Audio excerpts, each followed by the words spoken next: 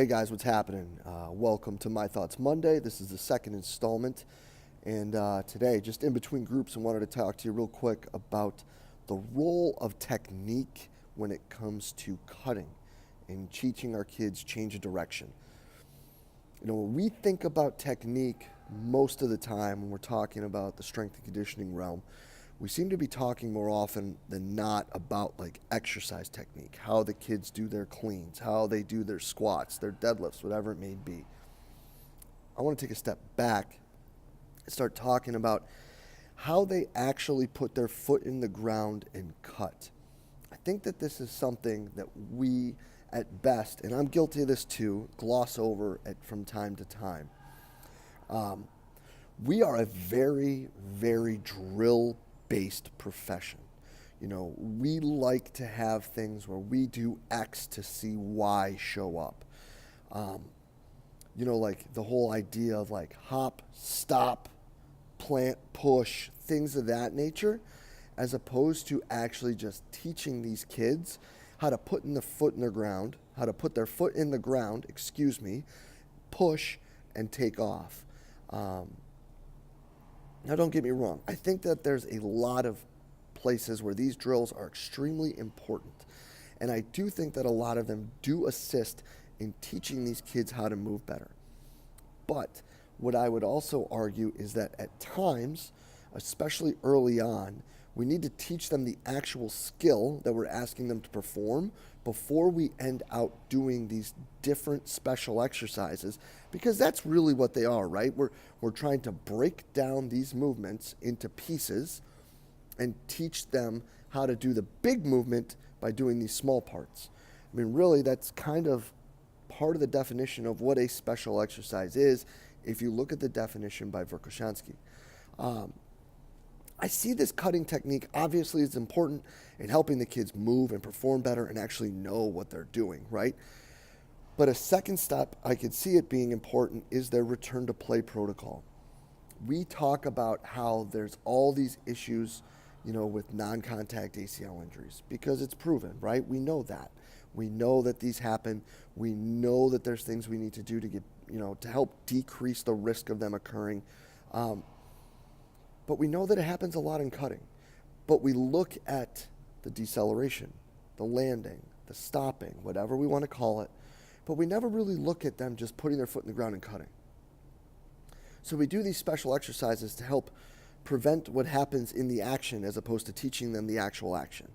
So I'm not saying it's a cure-all because it's obviously not. I mean, things happen, you know, like bad things happen. It's just how the world works. But I think that this could be something to help not just with that, but when they're coming back to play. So if they've had an issue and they didn't know how to cut right and we just throw them back to the wolves, well, they still don't know how to cut right. So all we're doing is setting them up for failure, right? Now, piggybacking, obviously the greatest increase in risk of injury is having a previous injury. So if they were hurt, I don't know if this is going to be the cure-all to help them or not, but it just makes sense to me that we would want to teach them how to do these skills before we throw them out there to perform in their sport. The other thing where I've seen really good success with it, and I think that it's become really important in our program, is in the areas where we give the athletes autonomy. So when we're talking to the men and women that we work with, we're able to actually break down the movement because they understand the technique. So we can sit there and help them with their exercise selection and moving things in and out of the program to better assist them in their performance. What do I mean by that? Well, a good and simple example is, as my director, Scott Brinks, you know, says, is it's like they're getting stuck in the sand. Or as we would talk to our guys here in basketball, like they feel like they're just sticking a little bit. They can't just plant, poof, and cut and change direction, right? So what are we looking at there? What are some problems that we have with that? What are some things that we can do to better assist that? And then you can sit and talk with the athlete about the technique, about where it's showing up, and break down the exercises you've done and then modify them to help the kids perform better. This has been a spot where, again, knock wood, we've had really good success with the K-Box, We've had really good success with delayed squats that Dr. Yeses talks about. If you look at any of the programs that we've put online, I think I call them iso-eccentric squats, where basically it's a 4 count down, super duper slow, with a pause for 4 seconds, and then 4 more and a pause. And you do this for up to 4 pauses, and then you jump at the end. You should be moving so slow that you don't quite get to 90 degrees at the bottom of it, or at least that's how we've done it. And it has. It's helped these kids who have had a hard time with that getting stuck, or as Coach Brink says, getting stuck in the sand and not being able to just boom, pop off there and get moving. Or if they don't feel springy or elastic and they feel that that's the bigger problem, obviously then getting into some extensive jumping. Leg-to-leg bounce, low box jumps, hurdle bounces, things where you're just boop, boop, boop, boop, boop, short coupling, extensive jumps have had a lot of help with us. And we always do those going forward before we do them side to side. It's just the way that we've had the most success with it. And then going from 2 feet when we're going side to side, so like side to side bounces with 2 feet to side bounces or bounds, just bouncing back and forth. And then, of course, tying that in with special exercises like a side lunge and a forward lunge with the bands is obviously a great pairing for them to work together in that situation.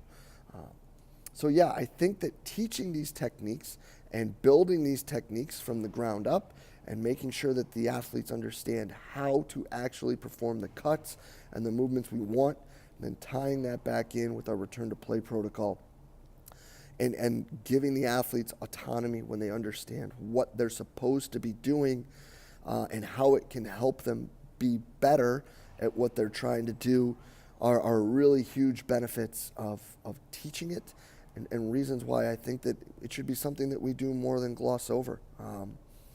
This is something that Dr. Yeses really harps on a lot, something that Joseph Johnson talks about all the time. 2 people who have had a ton of an impact on me, as well as guys like Matt Tomey and Jeff Moyer, who have had a great ton of success implementing this strategy. So I hope you guys take something from that. I hope this at least starts to build a discussion. We'd love to hear from you, and if you did enjoy it, please share the talk, guys. It's as always, we're just trying to put the best information out there that we can. So I hope you enjoyed it, and we will be back next week. We will see you guys then.